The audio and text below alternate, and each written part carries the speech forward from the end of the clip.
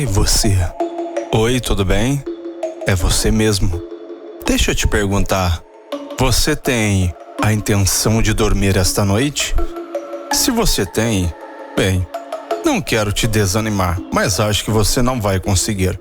Porque agora você está preso a 13 histórias sobrenaturais que vão te dar medo de dormir sozinho ou sozinha. Essas histórias foram contadas no grupo do BuzzFeed Brasil no Facebook e você vai se arrepiar com cada uma delas.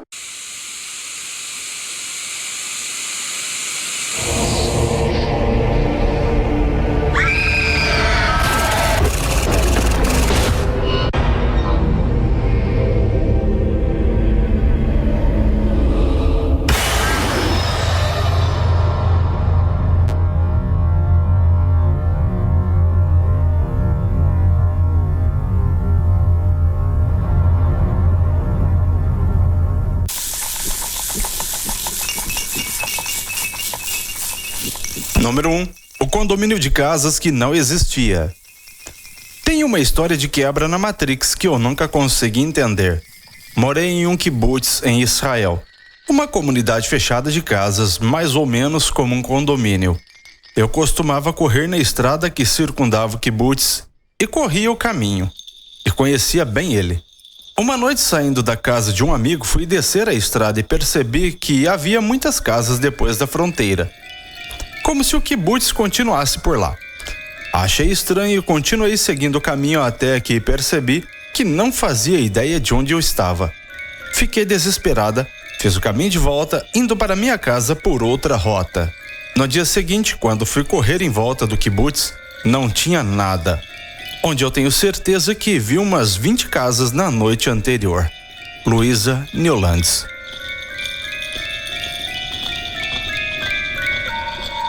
Número 2. A criança rindo para o palhacinho. Quando eu era pequena, estava rindo sem parar no berço antes de dormir.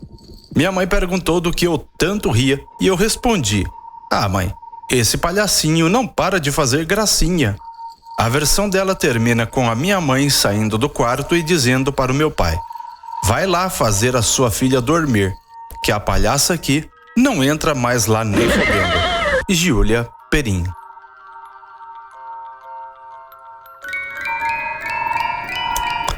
Número 3. O ET que matou um coelho. Quando eu tinha 9 anos, estava vendo TV sozinha na sala. Não sei por que eu sempre espiava no canto da janela. Abria a cortina e ficava lá olhando fora. Só que esse dia eu vi um ET. Ele emitia um pouco de luz. Era pequeno, pouca coisa maior que eu. Olhos grandes. Eu gelei. Nem sei em quanto tempo fiquei ali chocada.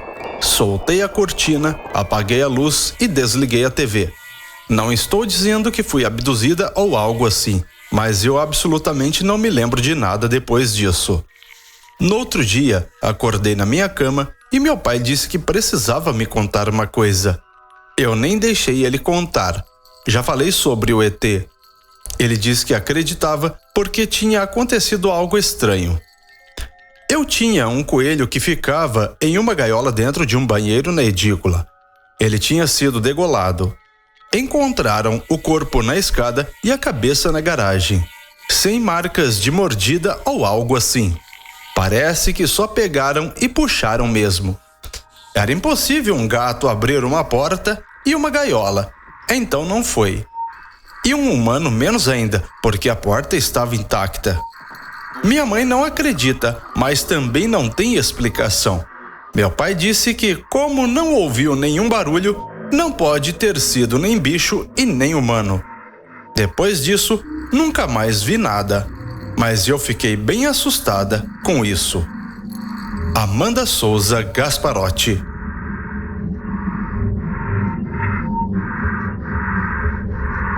Número 4. A pessoa a mais.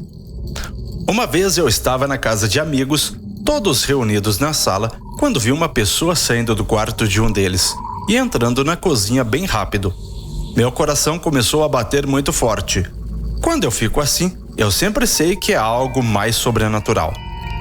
E eu comecei a contar os amigos na sala, sem falar nada. Todos estavam lá. Fui na cozinha, acendi a luz e não tinha ninguém. Quando voltei para a sala, meu ex olhou para mim e falou: "Eu vi também. Você não tá louca, não." Mas só nós vimos e mais ninguém. Carolina Ocampos.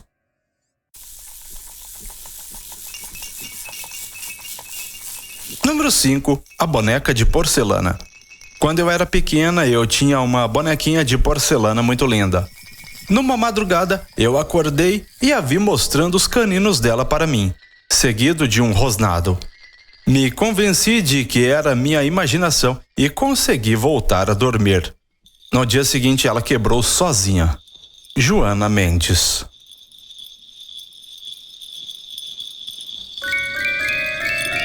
Número 6. O senhor de chapéu e roupas brancas. Quando eu era pequena, eu via espíritos.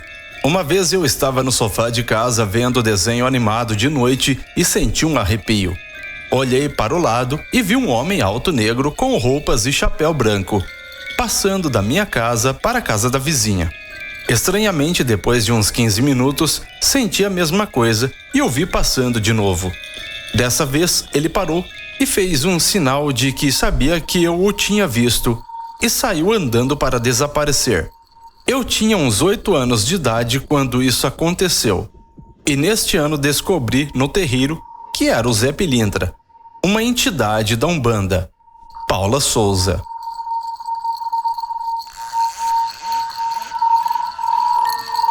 Número 7.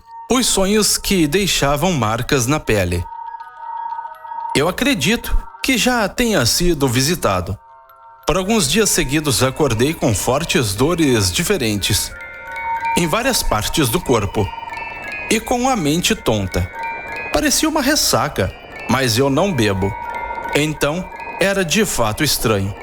Comecei a notar que apareciam marcas na minha pele, tipo manchas roxas, como se tivesse sido apertado ou amarrado. Achei tudo mais estranho ainda, porque moro sozinho, durmo sozinho e faço tudo sozinho. Não tinha como aquilo estar ali. Desde então comecei a ter alguns sonhos estranhos, em que eu estava em laboratórios de estudo, com silhuetas quase invisíveis me examinando. O sonho era estranho, pois me retratava com sonolência e via flashes. Nos sonhos, eu estava amarrado. Quando olhava para as silhuetas, eu acordava com as dores onde estariam as cordas. É tão bizarro que anotei esse sonho para procurar vestígios sobre isso na internet. Não encontrei material tão relevante, mas o suficiente para acreditar que eles estavam cuidando da saúde do próprio gado. Christian Oliveira.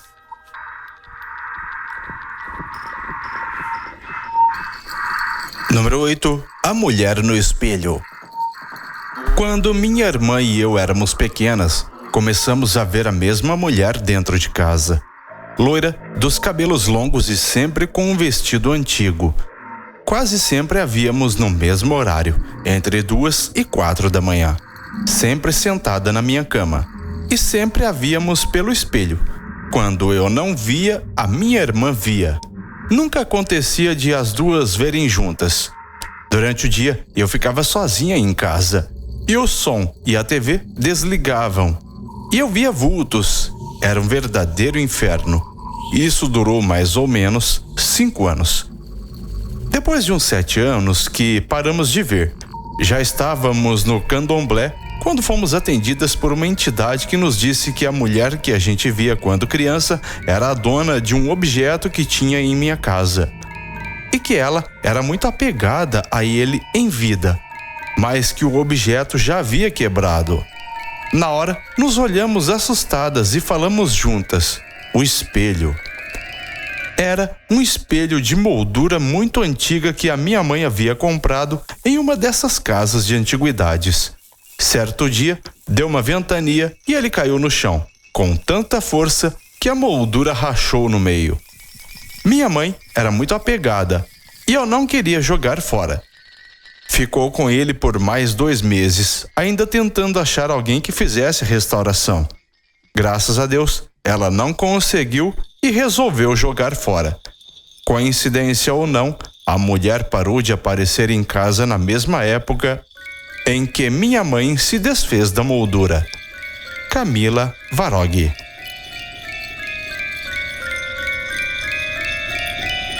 Número 9. Objeto voador não identificado. Era um sábado qualquer de 2001. Eu tinha 12 anos na época e adorava andar de bicicleta pela vizinhança, com meu Walkman, com músicas gravadas da rádio. Era sol, estava na minha segunda volta no quarteirão. Estaciono a bike na frente de casa e percebo algo incomum ao horizonte. Desci da bicicleta, olhei para o céu e atrás de casa, de frente, percebo um globo prateado, quase cromado, girando sob o seu próprio eixo, mas imóvel no céu. Fiquei olhando aquilo e pensando o que poderia ser. Balão? Pipa? Nada disso. Era um OVNI. Ele ficou lá, imóvel por uns 20 segundos e logo acelerou para cima, sem fazer barulho e em uma velocidade que eu só vi em filme. Sumiu. Anos depois, já adulto, busquei informações sobre o tal globo prateado e achei vídeos de várias aparições parecidas com a minha, com o mesmo objeto esférico prateado. Lucian Wojtowski.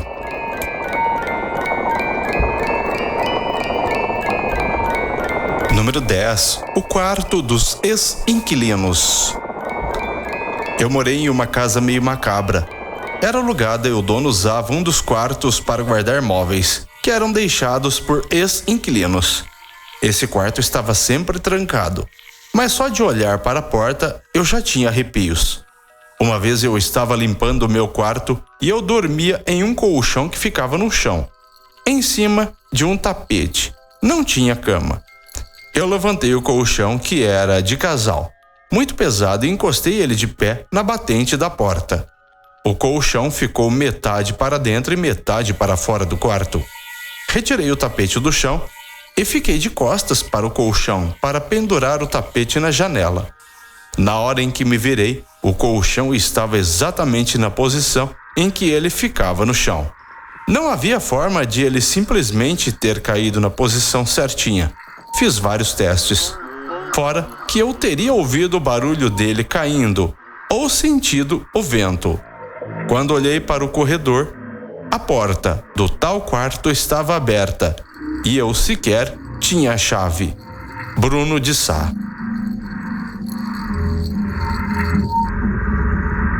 Número 11. A amiga da avó.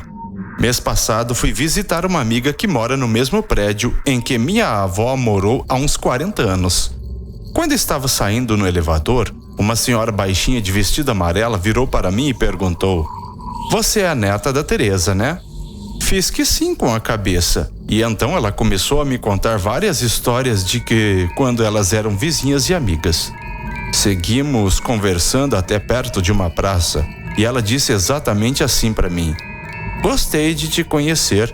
Meu nome é Geraldina, mas pode me chamar de Dininha.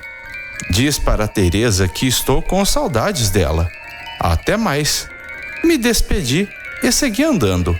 Quando cheguei em casa, contei para minha avó que via a Dininha e conversei bastante com ela. Minha avó respondeu que a tal Dininha já tinha morrido faz tempo e ainda me mostrou uma foto dela. Exatamente a velhinha com quem conversei.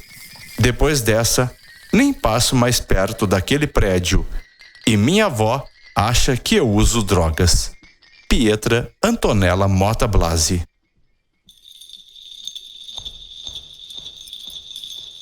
Número 12. O sonho sem volta. Uma vez tive um sonho em que eu estava com meu irmão em casa e nessa casa tinha uma piscina muito suja. Meu irmão disse: "Bárbara, eu duvido que você mergulhe nessa piscina." Eu mergulhei e durante o mergulho eu vi um cardume vindo em minha direção e comecei a ver um relógio de trás para frente e uma voz que dizia: "Você está prestes a embarcar numa viagem astral. Mas se for, talvez não consiga voltar. É por sua conta e risco." Eu resolvi ir e comecei a ver inúmeras cores vibrantes piscando. Parecia que eu estava dentro de um videogame. Nisso, eu lembrei das pessoas que amo e resolvi desistir. Aí foi a agonia. Eu tentava abrir os olhos, chegava a abrir e ver o meu quarto, mas parecia que tinha alguém me puxando para dentro do meu próprio corpo. Foi agonizante. Bárbara Lopes.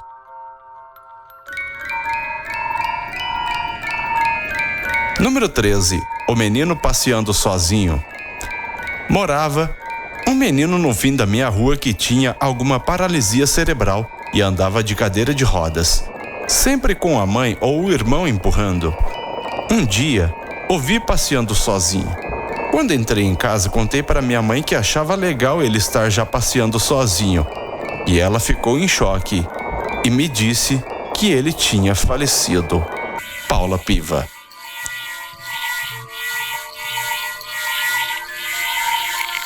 E você, já teve alguma experiência semelhante? Conte para mim nos comentários. E antes de terminar, eu espero que você tenha assistido esse vídeo com a luz acesa e que tenha bons sonhos quando for dormir. Se gostou do nosso vídeo, deixe seu like, se inscreva em nosso canal, ativando o sininho de notificações. E eu te espero em nossa próxima história.